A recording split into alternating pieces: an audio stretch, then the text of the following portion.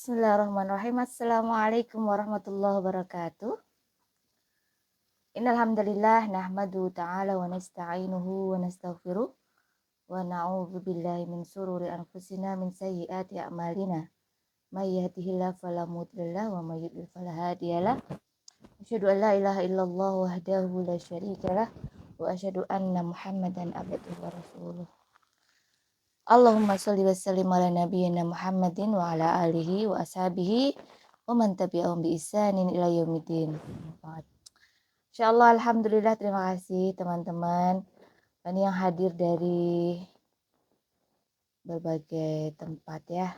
Untuk teman-teman yang mau bertanya nanti bisa ya. Untuk sementara memang kita agak fokus dulu di apa yang ingin saya sampaikan ya.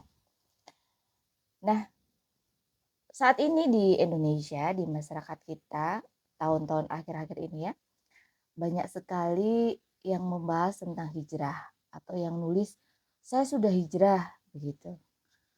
Postingan-postingan tulisannya hijrah itu kan banyak banget. Ya, karena masyarakat kita ini berpikir hijrah itu ya sebatas dari nggak kerudungan terus atau jadi lebih tepatnya mungkin sudah berkerudung, berjilbab, terus jadi jilbab gede, hitam-hitam cadaran. Ngajinya sudah pindah, begitu. Ke satu kelompok, ke kelompok pengajian yang lain. Kemudian mereka biasanya sudah menganggap itu mereka sudah hijrah, kan seperti itu.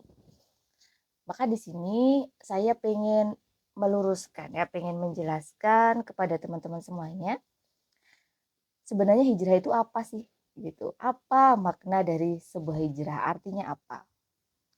Ya, hijrah ini kan hajaro, meninggalkan, perpindahan ya dari satu ke hal yang lain, dari satu tempat ke tempat yang lain.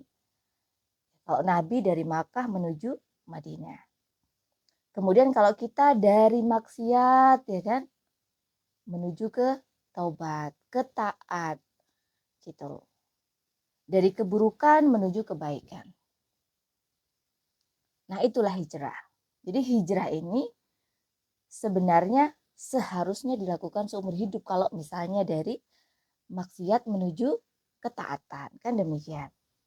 Hanya saja masyarakat kita ya menganggap hijrah itu ya udah pindah aja dari satu tempat ke tempat yang lain. Contohnya dari satu kelompok pengajian ke kelompok pengajian lain. Nah, sudah merasa sudah hijrah, bahkan ada sampai yang mungkin bahasanya agak lucu ya, hijrah sunnah. Jadi merasa bahwa wah aku tuh sudah hijrah sunnah gitu. Ini kalau ditanya hijrah sunnah itu maksudnya apa gitu. Oh ternyata hijrah ke sunnah, padahal sunnah itu bukan kelompok pengajian ya. Mereka berpikir hijrah sunnah berpindah dari satu kelompok pengajian terus ke kelompok pengajian yang ngaku sunnah gitu kan. Nah ini sesuatu yang sebenarnya tidak tepat. Ya, masyarakat kita memang sebelumnya ya memang sangat awam ya, sangat tidak mengerti tentang definisi-definisi. Nah biasanya masyarakat kita tuh hanya ngikut. Wah, semua posting saya hijrah, tolong hapus semua fotonya, cuman sekedar itu saja. Atau hijrah yang paling khas saat ini adalah hanya sekedar kain, hanya sekedar pakaian. Padahal hijrah tidak demikian. Dan saya pernah beberapa kali membuat postingan dari mungkin 2015 ya. Sudah 10 tahun ini postingan saya terkait hijrah itu ya.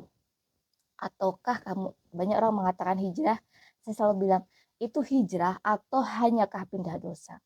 Ini yang perlu kita renungi bersama. Jadi kajian-kajian saya kebanyakan ya sekarang ini lebih banyak bagaimana kita merenung, bagaimana kita muhasabah. Apakah kalimat yang kita ucapkan itu sudah tepat dan sudah ada di diri kita. Kadang kita klaim, wah kita ini sudah seorang yang berhijrah. Kadang kita klaim, kita ini sudah paling ahli sunnah gitu kan. Atau kita banyak klaim-klaim kepada diri kita bahwa kita sudah berada di atas, biasanya orang hijrah bilang di atas manhaj salaf ya. Nah, kemudian banyak kalimat-kalimat yang suka salah. Maka kita coba benerin ya bersama-sama. Kemudian perlu dipahami seorang al-muhajiru, yaitu siapa sih seorang yang berhijrah itu? Sebenarnya dia adalah man hajara ma nahallahu anhu. Jadi orang yang meninggalkan apa-apa yang dilarang oleh Allah Subhanahu wa taala, ya. Jadi al-muhajir itu man hajara ma nahallahu anhu, meninggalkan apa aja yang dilarang. Tapi pada kenyataannya saat ini masyarakat kita, dia ngaku hijrah, ya kan? Tetapi mereka ini justru melakukan apa yang dilarang Allah setelah hijrah. Pakaiannya saja mereka melakukan yang justru dilarang Allah. Ya, yang tadinya dia tidak. Contohnya, sebelum dia hijrah, ya kan? Mereka bilang, "Ya Allah, aku tuh kayaknya banyak kurang, banyak salah, banyak dosa," ya kan? Sebelum hijrah orang merasa banyak salah, banyak dosa, banyak kemaksiatan. Tetapi kemudian setelah hijrah, apa yang banyak terjadi di masyarakat kita? Coba kita perhatikan. Bahkan mungkin kembali ke diri kita. Ketika mereka melakukan hijrah atau merasa berhijrah, tadi dia berpakaiannya berubah. Kemudian yang dia lakukan justru melakukan apa-apa yang Allah larang. Apa? Mari kita satu demi satu kita korek diri kita sendiri. Bahwa ternyata aku hanya omong aja nih hijrah. Hanya melebeli diriku dengan kata hijrah. Padahal aku tidak berhijrah. Hijrahnya memang sebenarnya hijrah, tapi justru pindah ke dosa yang lain yang lebih besar. Bukan man hajara ma nahallahu anhu tadi. Apa tuh hijrahnya? Kepindah ke dosa yang lebih besar ya. Tadi saya bilang bahwa sebelumnya banyak di antara kita sebelum hijrah kita merasa orang yang banyak dosa, banyak salah. Sebelum hijrah kita menjadi orang yang selalu menangisi dosa-dosa kita. Tetapi setelah hijrah, malah kita jadi orang yang gak baik. Yang paling banyak nampak di antara kita setelah hijrah justru merasa aku paling benar. Aku orang sesat semuanya. Paham? Ini dari dosa yang tadinya sudah dia tobati. Dia sedih sama Allah aja. Dosa-dosa dirinya ini. Ya Allah gitu ya. Dia gimana Allah? Innallaha ghafurur rahim. Allah yaghfiru dzunuba jami'a. Apalagi ada orang yang bertaubat. Tetapi kemudian ketika mengaku hijrah, berpakaiannya sudah cadaran, kudungnya gede, kita menjadi orang yang paling sombong. Wah, ini dosa yang sangat besar. Kiber.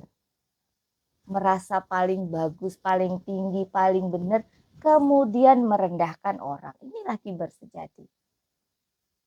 Inilah orang-orang yang memiliki kesombongan yang luar biasa. Sampai dikatakan gimana? La yadkhulul jannah man kana fi qalbihi mithqala dzarratin min kibrin. Enggak bisa masuk surga.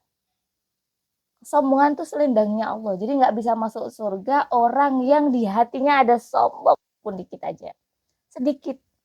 Tetapi orang-orang yang berhijrah ini sombongnya kan gede banyak, betul enggak? Mari kita renungkan. Ya, gede dan banyak. Tadi yang salah satu saya bilang, merasa paling benar, ya kan? Merasa lebih baik, yang lainnya salah dan sesat. Nah, pemikiran seperti ini yang didoktrinkan di kepala kita paling benar. Aku paling ahlus sunnah, ya kan? Aku adalah salafi misalnya. Apa doktrin yang terjadi pada diri kita? Apa akibat doktrin itu? Apa yang terjadi pada diri kita? Yaitu tadi. Ketika aku udah paling, kita akan membuat apa? Kepada orang lain itu perendahan. Kita ngerendahin orang, ya kan?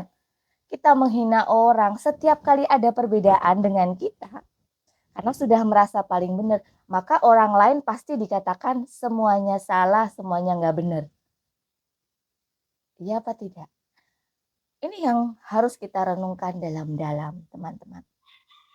Ini satu ya PR bagi orang yang berhijrah itu yang paling berbahaya itu merasa paling benar, paling lah.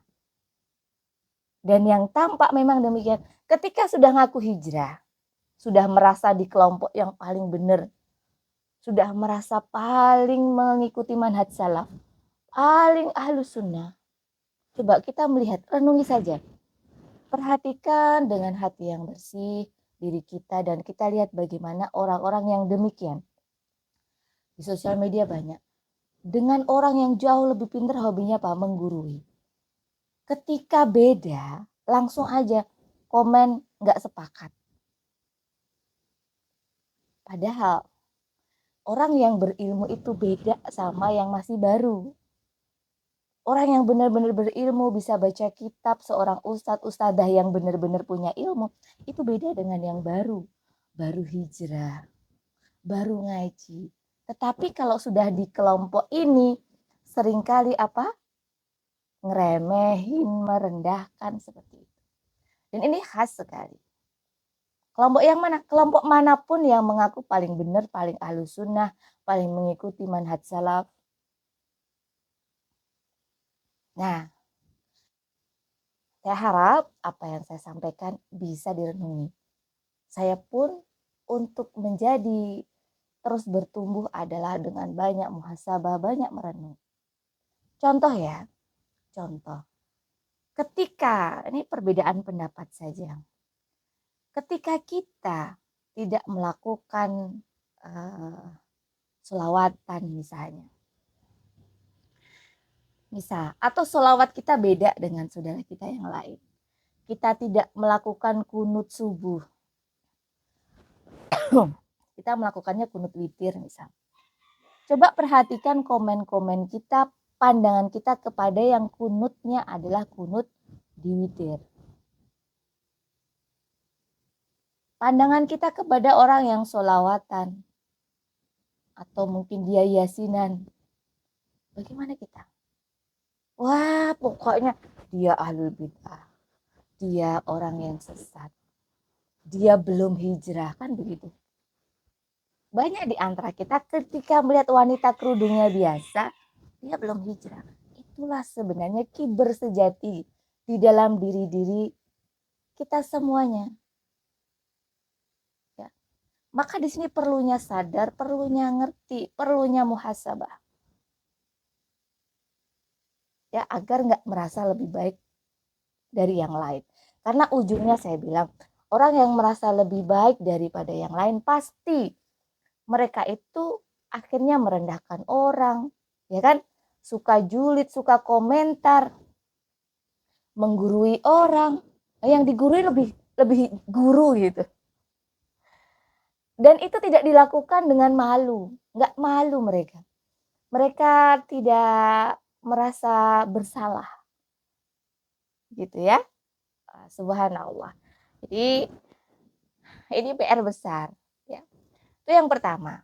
Pindah dari tadi. Kita tuh sudah tobat, malah jadi berbuat dosa besar. Ciber. Dan penyakit ini rata-rata sulit disembuhkan kalau sudah masuk di dalam satu kelompok.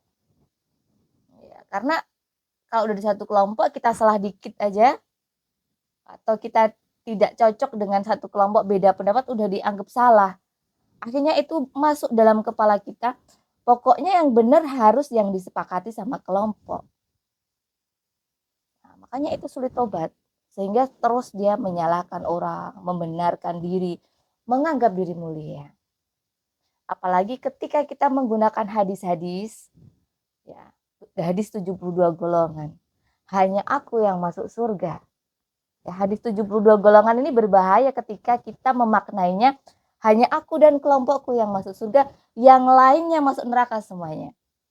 Ini kan kesombongan yang luar biasa. Ya, kesombongan yang luar biasa. Kemudian, ya, setelah dosa besar banget ini ya, kita seringkali lupa diri. Karena sumbernya tadi yang pertama merasa paling benar. Kemudian yang kedua, bagaimana sikap-sikap kita di masyarakat. Ya, bagaimana sikap-sikap kita di masyarakat? betapa banyak orang yang ngaku hijrah pakaian, hijrah kelompok pengajian ini, kemudian sikapnya sangat tidak sopan kepada ibu bapaknya, istri kepada suaminya, suami kepada istri. Karena tadi efek dari yang pertama tadi. Ya, saya sering mendapati ya di orang-orang yang ngaji. Bahkan mereka berani menyesatkan, menjelekkan dalam arti menganggap bahwa ibadah orang tuanya jelek. Menganggap bahwa di keluarga itu, ya kan, perbuatannya itu semuanya salah, semuanya jelek, semuanya dosa. Ujungnya mereka memutus silaturahmi, memutus persahabatan, memutus ukhuwah.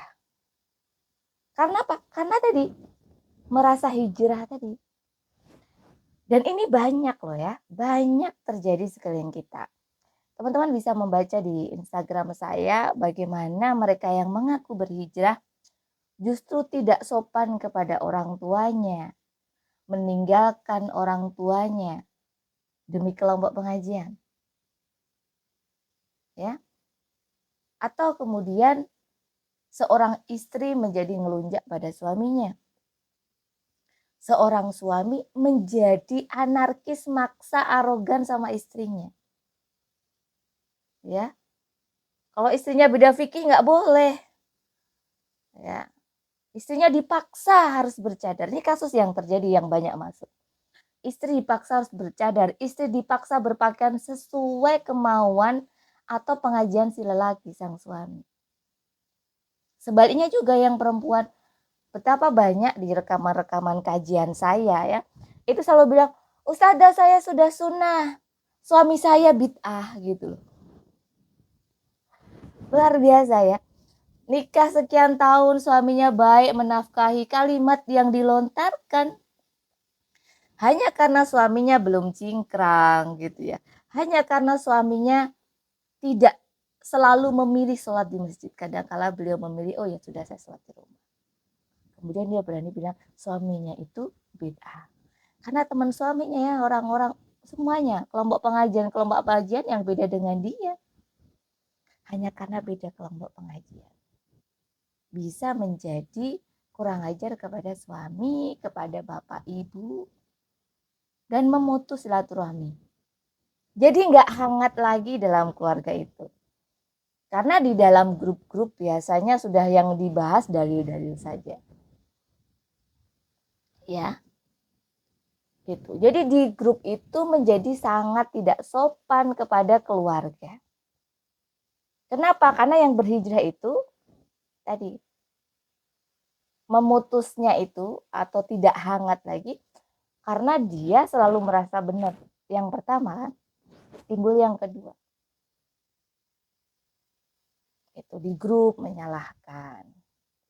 Ini kan akhirnya rusak hubungan keluarga. Saya yakin semuanya mengerti dan mengalami hal itu. Gitu.